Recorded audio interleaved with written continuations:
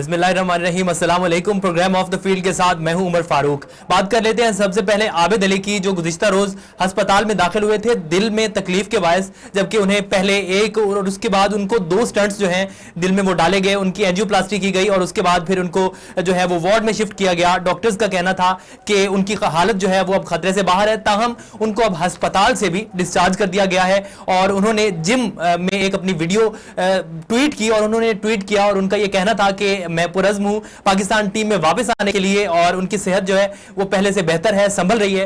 और खदशात ये पाए जा रहे थे कि शायद मुस्तकबिल में हम उनको ना देख सकें, क्योंकि डिपेंड करता था डॉक्टर्स पे, उनकी कंडीशन पे, उनकी मेडिकल कंडीशंस पे कि क्या वो दोबारा से खेल में उतर सकते हैं, मैदानों में उतर सकते हैं, या उनकी जो बॉडी है वो इतना जो है वो बर्दाश्त कर पाएगी, इतना बर्डन बर्दाश्त कर पाएगी, या जो इतनी स्ट्रगल करना पड़ती है मैदान में वो बर्दाश्त कर पाएगी। ताहम अभी आबिद अली की तरफ से एक ट्वीट किया गया है, उन्होंने कंफर्म किया है कि जल्द ही हम उनको मैदानों में देखेंगे। और यकीनन पाकिस्तान का फख्र है, बहुत अच्छे बैटर हैं वो। टेस्ट में अगर देखा जाए तो वाहिद प्लेयर हैं जिन्होंने पाकिस्तान के जिन्होंने डेब्यू के दोनों मैचेस में सेंचुरीज स्कोर कर रखी हैं। तो गुड लक उनके लिए और उनके मुस्तकबिल के लिए, और हम उम्मीद करते हैं और दुआ गो हैं कि वो जल्द से सेहतयाब हो जाएं और दोबारा से हम उनको खेल के मैदानों में देख सकें। आगे आते हैं, एशेज की बात कर लेते हैं जनाब। एशेज में तीसरा टेस्ट मैच भी जो है वो इंग्लिश टीम जो है उनके हाथ से निकलता हुआ दिखाई दे रहा है। हाँ जी, अगर बात की जाए इस पहली इनिंग की, तो पहली इनिंग में 185 रन पर इंग्लिश टीम जो थी वो पेविलियन लौट गई पहले ही रोज, जबकि जो मेजबान टीम है ऑस्ट्रेलिया, उन्होंने आगाज किया अपनी बैटिंग का और उन्होंने 267 रन स्कोर किए और उन्होंने लीड भी दी अच्छी खासी। जिसके बाद उन्होंने आगाज किया मेहमान टीम ने, इंग्लिश टीम ने, जब तो स्टार्ट में ही हमने देखा कि क्लैप्स कर गई उनकी बैटिंग लाइन। और उनकी तरफ अगर देखा जाए मिचेल स्टार्क जो थे उनके बॉलर, उन्होंने हैट्रिक लेने की कोशिश की, हैट्रिक करने की कोशिश की, बदकिस्मती से नाकाम रहे, लेकिन 2 गेंदों पे 2 आउट तो उन्होंने कर ही दिए। और उनके ओपनर्स दोनों, रॉरी बर्न्स को उन्होंने आउट किया और उसके बाद उनके दोनों ओपनर्स जो थे वो भी पवेलियन लौट चुके हैं। 31 रन पे 4 खिलाड़ी आउट हैं एशेज में। और दूसरी इनिंग्स है, तीसरा रोज था उसका अख्ताम हो गया, कल चौथा रोज होगा और उम्मीद कर रहे हैं कि अभी 75 रन की लीड भी रहती है, 4 खिलाड़ी पहले ही आउट हो चुके हैं और जो रूट जो हैं वो भी आउट हो चुके हैं। तो देखना यह है कि रोरी बर्न्स जो हैं उनके जाने के बाद क्या कप्तान टीम को संभाल पाते हैं, या क्या देखने की ये बात है, या देखने की ये सोचने वाली बात है कि क्या जो रूट है वो आगे परफॉर्म करेंगे जिस तरह उन्होंने पीछे परफॉर्म किया थ्रू आउट द ईयर। उसमें अगर देखा जाए तो यकीनन ये एक टारगेट होगा जो रूट के लिए, तो देखते हैं वो कर पाते हैं या नहीं। आगे आते हैं जनाब, मोहम्मद यूसुफ की बात कर लेते हैं।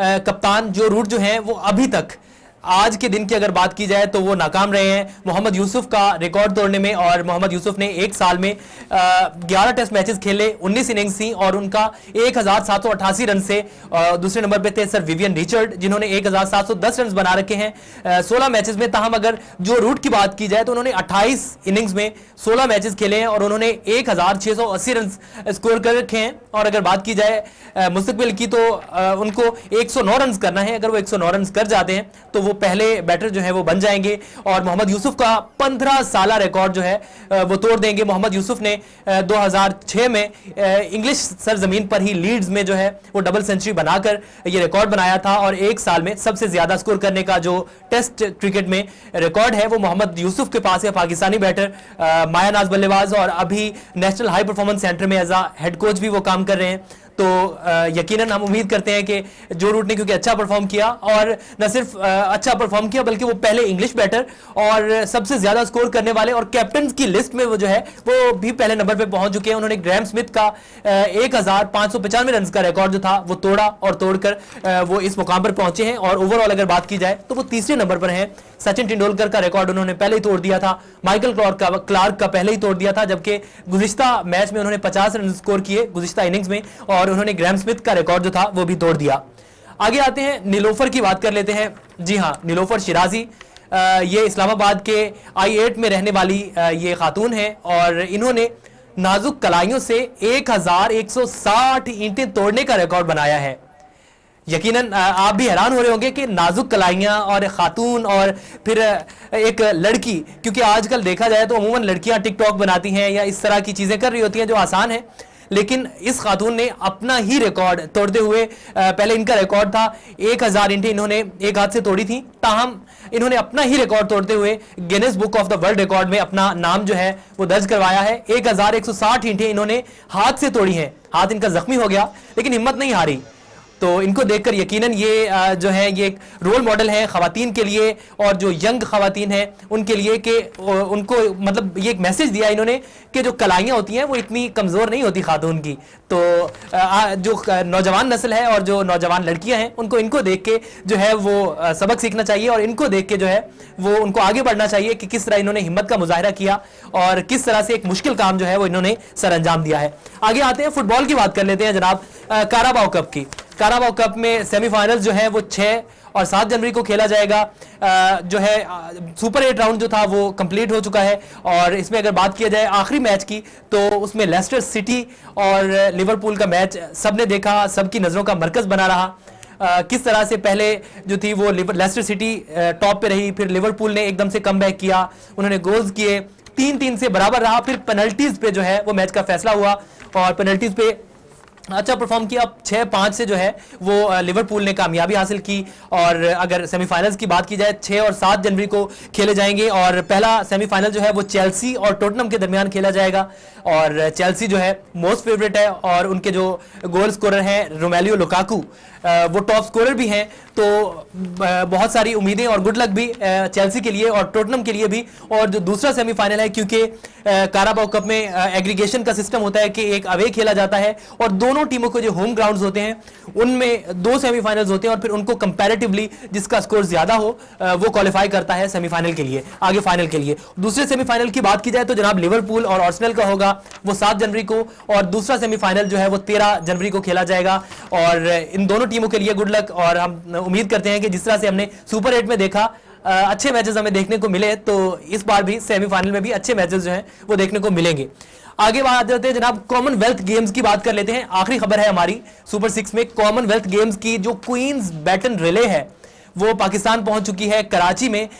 जो चेयरमैन है कॉमनवेल्थ गेम्स के, कॉमनवेल्थ एसोसिएशन पाकिस्तान के जनाब आरिफ हसन, उन्होंने रिसीव किया इनको और इस्लामाबाद के जो काउंसलेट है, ब्रिटिश काउंसलेट, उसमें ये तकरीब मुनक्किद हुई जिसमें जहांगीर खान भी शरीक हुए और पाकिस्तानी ओलंपियंस जो थे वो शरीक हुए। और अभी आप स्क्रीन पे भी देख सकते हैं। और वो जो क्वीन बैटन्स रिले थी वो हैंड ओवर की गई आरिफ हसन साहब को। और इस तरह से ये जो है ये जितने कॉमनवेल्थ में जितने कंट्रीज हैं उनका ये सफर करेगी क्वींस बैटन रिले। और कॉमनवेल्थ गेम्स जो हैं वो मुनक्किद होंगी अगस्त में और अब देखना यह है पाकिस्तान उसमें क्या करता है। बहरहाल अभी क्वींस बैटन रिले पाकिस्तान पहुंच चुकी है और सैयद आरिफ हसन जो हैं क्वींस बैटन जो कॉमनवेल्थ गेम्स पाकिस्तान के जो चेयरमैन हैं उन्होंने इसका इस्तकबाल किया है। तो ये था आज का स्पोर्ट्स राउंड अप और ये खबरें थी आज के सुपर 6 की। यहाँ पे वक्त तो एक छोटे से ब्रेक का, वापस आते हैं। हमारे साथ इंजमामुल हक मौजूद होंगे, उनसे बातचीत होगी एक छोटे से ब्रेक के बाद।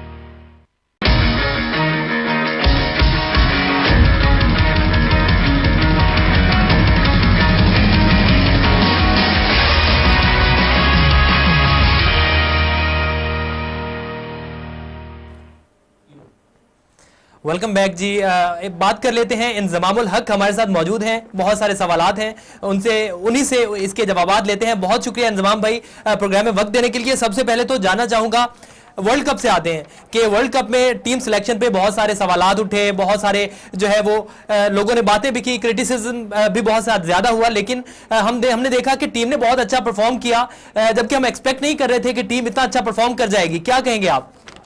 अच्छी नहीं थी, फिर आखिरी मौके पे इन्होंने आके चेंज किया, वो अच्छा किया, लेकिन आखिरी मौके पे आने के बाद भी इतनी तवक्को नहीं थी कि ये लड़के इतनी जल्दी जेल हो जाएंगे, टुगेदर हो जाएंगे, इतनी पॉजिटिव क्रिकेट खेल लेंगे। लेकिन मेरे ख्याल में क्रेडिट देना चाहिए कि हमें जो हमारी मैनेजमेंट थी, सकलैन एंड टीम को, और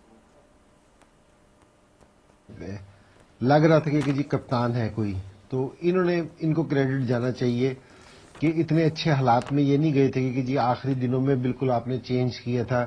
टीम ने कहीं भी प्रैक्टिस नहीं की थी। मेरा तो ये ख्याल है कि 6 महीने पहले आप एक टीम सेलेक्ट कर लेते हैं ताकि उसके फिर उस कॉम्बिनेशन पे काम करते हैं। इतना टाइम नहीं मिला था, लेकिन उसके बावजूद भी टीम ने बड़ी जबरदस्त परफॉर्मेंस दी, तो मेरे ख्याल में इसमें क्रेडिट जाना चाहिए टीम को। तो इंजमाम भाई, क्या टीम अच्छा खेली, आप क्या कहते हैं? लेकिन मेरी कुछ रिजर्वेशंस हैं कि जी जिस तरह पहले 6 ओवर्स में हमें थोड़ी सी बेहतर परफॉर्मेंस देनी चाहिए थी जी, ठीक है, एंड के ओवर्स हमें थोड़े से बेहतर करने चाहिए। इसमें हमारी इंप्रूवमेंट की जरूरत है कि स्पिन डिपार्टमेंट में जिस तरह शादाब इतनी अच्छी परफॉर्मेंस नहीं दे रहा था, लेकिन इस वर्ल्ड कप में उसने बेहतर बॉलिंग की है, तो ये वाला अच्छा हो रहा है, लेकिन इसमें इंप्रूवमेंट की हमें जरूरत है। मैं ये समझता था कि जो सेमीफाइनल था जिसकी अगर हम बात करें, तो पहले जो उनसे 10 ओवर थे उसमें हमने थोड़ा सा जरा उतना फायदा नहीं उठा सके। जो टीम भी फायदा नहीं उठा सकी वो हार गई, ठीक है ना। लेकिन मैं ये समझता हूं कि हमारी टीम में ये एबिलिटी थी कि जी हम इसको और बेहतर कर सकते थे, क्योंकि जितनी भी टीमें क्रिकेट खेल रही थी वर्ल्ड कप में, हमारी टीम सारों से बेहतर खेल रही थी। और रिजवान और बाबर आजम ने ये नहीं कि पाकिस्तान की तरफ से स्कोर तो उन्होंने पाकिस्तान के लिए किया, लेकिन पूरे वर्ल्ड कप में सारों से बेहतर खेल रहे थे। अच्छा, रिजवान और बाबर की आपने बात की, तो क्या इस पेयर के बारे में पूरी दुनिया में बातचीत हो रही है, पूरी दुनिया में डिस्कस किया जा रहा है इनको, आप क्या कहते हैं इनको? पेयर में तो कोई शक नहीं कि जी इन्होंने सारे ही रिकॉर्ड तोड़ दिए। ओपनिंग के जितने रिकॉर्ड थे सारे तोड़ दिए, इंडिविजुअल रिकॉर्ड तोड़ दिए। लेकिन मैं ये समझता हूँ कि बाबर में और रिजवान में इतनी एबिलिटी है कि ये इससे भी बेहतर परफॉर्मेंस दे सकते हैं, ये पाकिस्तान को इससे भी बेहतर तरीके से सर्व कर सकते हैं, ये इससे भी बेहतर तरीके से क्रिकेट खेल सकते हैं। तो मेरे ख्याल में कि जी इनको उस चीज का सोचना चाहिए कि जी यहां नहीं रुकना चाहिए। कि अब मेरे ख्याल में सकलैन ने भी बहुत कोचिंग कर रखी है, हेडन भी है साथ, क्योंकि इन्होंने बड़ा अच्छे तरीके से टीम को मैनेज किया कि लोगों ने देखा टीम जेल हुई हुई थी। बाबर आजम ग्राउंड में बड़ा जबरदस्त कैप्टनसी करता हुआ नजर आ रहा था, तो इन्होंने भी ये वाली चीज रियलाइज की होगी कि ये यहां से ये जो उनका हमारा डिपार्टमेंट है पहले 10 ओवर वाला या 6 ओवर वाला, इसमें हमें इंप्रूवमेंट की जरूरत है। अच्छा इंजी भाई, एक और चीज, एक और अफवाह कह लें आपके बारे में फैली हुई है कि बाबर आजम जो है वो आपकी मानते हैं, तो इस पर आप क्या कहेंगे? तरदीद करते हैं, तायद करते हैं? नहीं, बिल्कुल नहीं है। अगर कोई इस तरह का सोच रहा है, मेरी बिल्कुल भी इस तरह की बात नहीं है। और मैंने ये बात 1-2 दफा पहले भी सुनी थी, तो मैं बिल्कुल लोगों को साफ बता रहा हूं कि इस पूरे T20 के वर्ल्ड कप में मेरी एक दफा भी बाबर आजम से बात नहीं हुई। अगर कुछ लोग ये समझते हैं, और देखो मैं यहां बैठ के अब भी जो ये मशवरा दे रहा हूं ना जी, तो वो इसलिए नहीं दे रहा कि जी मैं इन पे क्रिटिसिज्म कर रहा हूं, नहीं, ये पाकिस्तान के दोनों बहुत जबरदस्त प्लेयर हैं, मैं बेटरमेंट के लिए दे रहा हूं। मैं यहां दे रहा हूं, अगर मेरी इन दोनों से अगर मैं फोन पे बात कर रहा होता तो मैं इन दोनों को सामने भी यही वाला मशवरा देता, जो टीवी पे दे रहा हूं वो इनको सामने भी देता ये वाली चीज। अच्छा, अगर बॉलर की बात की जाए, बॉलर्स की हमारे, तो उनमें टॉप 10 में सिर्फ शाहीन है, वो भी अभी आए हैं और बाकी परफॉर्म बहुत अच्छा कर रहे हैं। शाहीन भी, और भी बहुत सारे बॉलर हैं जो परफॉर्म अच्छा करते हैं, लेकिन एक तो ये होता है कि मोमेंटम बरकरार नहीं रख पाते। तो क्या आप मुतमईन हैं बॉलर्स की कारकर्दगी से? नहीं, बॉलर से अच्छी बॉलिंग की, ऐसी नहीं बात, लेकिन ये है कि इससे बेहतर करना चाहिए था जी, ठीक है। शाहीन है, जिस तरह शादाब है या हसन अली है, ये ऐसे बॉलर्स हैं, या हारिस रऊफ है, ये सारे ऐसे बॉलर्स हैं, इनमें इतना पोटेंशियल है कि ये और भी बेहतर परफॉर्मेंस दे सकते हैं ठीक है। और मैं ये वाली बात इसलिए कह रहा हूं, देखो कि आप हारिस रऊफ है ना, एक मैच में बड़ी जबरदस्त परफॉर्मेंस देता है जी, जी, ठीक है ना, अगले मैच में उसकी परफॉर्मेंस बिल्कुल दूसरी तरफ हो जाती है। इसका क्या मतलब है कि इनमें पोटेंशियल है, ये कर सकते हैं बेहतर, लेकिन अभी इन्होंने अभी अपने पोटेंशियल पे परफॉर्म नहीं कर रहे उस तरह। शाहीन में बहुत पोटेंशियल है ठीक है, तो इसको परफॉर्मेंस नहीं बेहतर करनी चाहिए, इसको वर्ल्ड के बेस्ट पहले 2-3 बॉलर्स में होना चाहिए। और इसी तरह जिस तरह शादाब आज से 3-4 साल पहले आया था, जितना पोटेंशियल इसके पास था, मेरे ख्याल में अभी तक इसने अपने पोटेंशियल पे परफॉर्म नहीं किया, इसको उस पर करना चाहिए परफॉर्मेंस। अच्छा, तो इंजी भाई, आपने कहा कि टीम जो है वो जेल होकर खेली, और अगर हम कोचेस की बात करें तो कोचेस पहले भी हमने देखा कि जब विकी भाई थे, वकार भाई और मिसबा भाई थे, तो उस वक्त हमने देखा कि टीम जो है वो जिम्बाब्वे से भी हार गई, और उसके बाद हमने देखा कि साउथ अफ्रीका के खिलाफ भी हम फंस गए। तो क्या इनका क्रेडिट आप नए कोचेस जो थे वर्नन फिलैंडर और मैथ्यू एडन, जो कि अब जा चुके हैं, तो आप उनको देना चाहेंगे, क्या कहेंगे? देखिए ये बड़ा खतरनाक बाउंसर है आपका। एक तो मेरी उन दोनों से दोस्ती भी है, तो जी लेकिन देखिए मिसबा को और वकार को ना आप बिल्कुल डिग्रेज नहीं कर सकते कि जी जो परफॉर्मेंस थी, आप इसको इस नजर से देखें कि जी इन्होंने 2-3 साल उनके साथ मेहनत की थी और जी उस मेहनत का ये फल अब मिल रहा था। इनको भी क्रेडिट देना चाहिए कि जी इन्होंने भी आके ना, देखो लड़के तो सारे वही थे जो पिछले 3-4 साल से खेलते आ रहे थे। ये नहीं कि जी मिसबा और वकार का बीच में हाथ नहीं था, नहीं, उनकी भी मेहनत थी, उन्होंने भी रगड़ा खाया, उन्होंने भी मेहनत की है, ठीक जी है। जी, और बेशक। इन्होंने आके एक टाइम पहले भी था, वो टाइम ये था कि जी वकार यूनुस पहले भी हटा था। मिसबा और वकार का भी क्रेडिट है, जी जिन्हें जी। सकलैन आया या हेडन था या फ्लेंडर था, इनको भी क्रेडिट जाना चाहिए कि इन्होंने बड़े अच्छे तरीके से मैनेज किया। अच्छा इंजमाम भाई, आखिरी सवाल, एक बॉब वुलमर वाला किस्सा जो था वो काफी जुबान ज़द-ए-आम रहा। रिसेंट में भी आपने एक इंटरव्यू में जिक्र किया था, तो काफी सारा वो मौजूए ज़ेरे बहस रहा, और आपने कहा था कि शायद वो मुसलमान हो गए थे, और इस पे सोशल मीडिया पे भी बड़ी लंबी बहस छिड़ी। तो आपसे जानना चाहेंगे, क्योंकि आप उस वक्त मौजूद थे, तो ये किस्सा क्या था बॉब वुलमर के मुसलमान होने वाला? प्रैक्टिस कर रहे थे वेस्ट इंडीज में ना, तो उन्होंने टेंट लगा रखा था, गर्मी बहुत थी। मैं, जी मुश्ताक और बॉब वुलमर ना टेंट में खड़े थे। तो मैं और मुश्ताक नमाज की बात कर रहे थे कि प्रैक्टिस के बाद नमाज पढ़ लेते हैं, कोई इस तरह की। जी तो बॉब वुलमर ने कहा कि यार मुसलमान किस तरह होते हैं। तो मुश्ताक ने जी कहा कि जी मुसलमान होने के लिए ना, उसको पहले बताया कि जी अल्लाह को मानते हैं ये वो, और फिर पाक होते हैं, और फिर ये अल्लाह कलमा पढ़ते हैं। तो उसने कहा कि अच्छा, उसने कहा, कौन सा कलमा जी पढ़ते हो, क्या चीज पढ़ते हो? तो मुश्ताक ने बताया कि जी ये कलमा पढ़ते हैं। उसने कहा नहीं नहीं नहीं, स्लो पढ़ो कलमा, मैं तुम्हारे पीछे पीछे पढ़ूंगा कि किस तरह पढ़ते हैं। तो जी मुश्ताक ने फिर कलमा पढ़ा, तो बॉब वुलमर ने ना स्लो स्लो पूरा कलमा पीछे पढ़ा। मैंने कहा जी। मेरा गुमान है अल्लाह करेगा कि अल्लाह ने कबूल कर लिया होगा उसको इसी तरह ही, वरना तो ये तो हमारे उलमा कराम बताएंगे, मुफ्ती हजरात बताएंगे कि जी इसका क्या है। ठीक है, बहुत शुक्रिया। इंजमामुल हक हमारे साथ मौजूद थे, साबिक कप्तान, साबिक कोच, साबिक चीफ सेलेक्टर पाकिस्तान कौमी क्रिकेट टीम, और सबसे बड़ी चीज़ के सबसे बड़े, बल्कि बहुत बड़े पाकिस्तान की तारीख के बल्लेबाज, और चंद एक उन बैट्समैन में आते हैं, शायद एग्जीक्यूटिव लाइन के बैटर्स हैं। तो it was honour for me कि आपको मैंने अपने प्रोग्राम में लिया, और आपने मेरे साथ आप शरीके गुफ्तगू हुए। प्रोग्राम में वक्त तो एक छोटे से ब्रेक का, वापस आते हैं और बात करेंगे काराबाओ कप फुटबॉल की।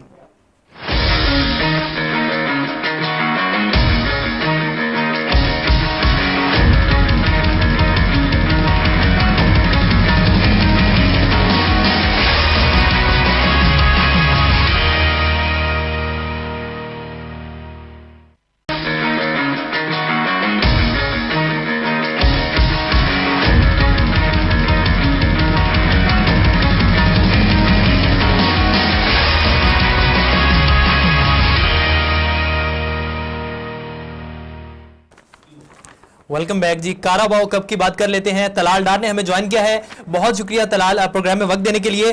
सबसे पहले तो बात कर लेते हैं सेमीफाइनल की। पहले सेमीफाइनल की अगर बात करें, आपकी फेवरेट टीम चेल्सी और टोटनहम के दरमियान खेला जाएगा, क्या एक्सपेक्ट कर रहे हैं अपनी जो टीम है उससे और लुकाकू से? जी बिल्कुल, रोमेलो लुकाकू काफी अरसे से इंजर्ड थे, और जिसकी वजह से हमने चेल्सी का फॉर्म भी काफी खराब चल रहा था। बीच में काफी मैचेस ऐसे आए जिसकी वजह से चेल्सी की जो टॉप पोजीशन थी वो भी उनके हाथ से चली जी। गई, और अब वो मैनचेस्टर सिटी से 6 पॉइंट्स पीछे आ गए थे, सिर्फ इस वजह से क्योंकि चेल्सी के दोनों जो मेन स्ट्राइकर हैं लुकाकू और टीमो वेर्नर दोनों ही इंजर्ड थे। जी लेकिन चेल्सी के लिए बहुत ही अच्छी खुशी की खबर है कि लुकाकू जो है कल वो वापस आए। उन्होंने एस्टन विला के खिलाफ प्रीमियर लीग के मैच में गोल भी स्कोर किया, एक उन्होंने पेनल्टी भी अर्न की।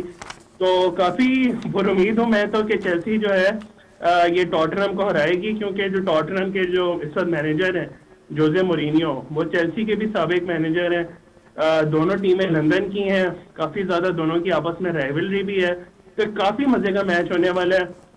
पहली लेग जो है वो चेल्सी के होम पे, दूसरी टॉटनहम के होम पे, तो काफी एक इंटरेस्टिंग मैच होने वाला है।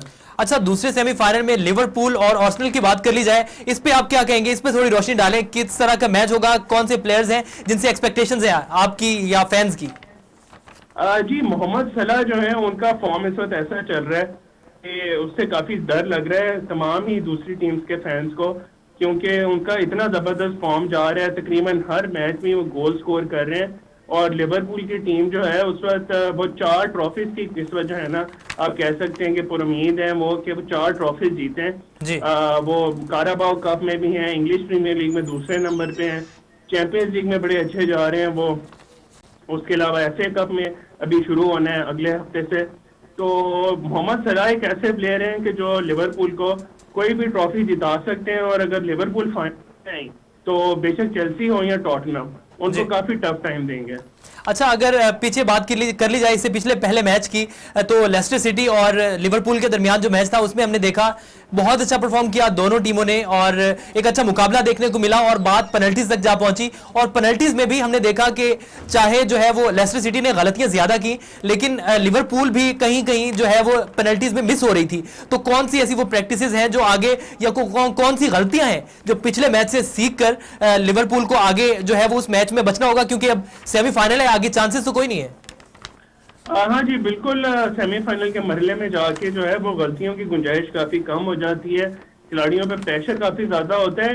लिवरपूल ने जिस तरह क्वार्टर फाइनल मैच के अंदर कम बैक किया था, वो सबसे हैरानकुन बात है कि वो 3-1 से हारे थे दूसरे हाफ के अंदर। लेस्टर सिटी की बड़ी अच्छी टीम है उनके खिलाफ, और वहां से उन्होंने कम बैक किया।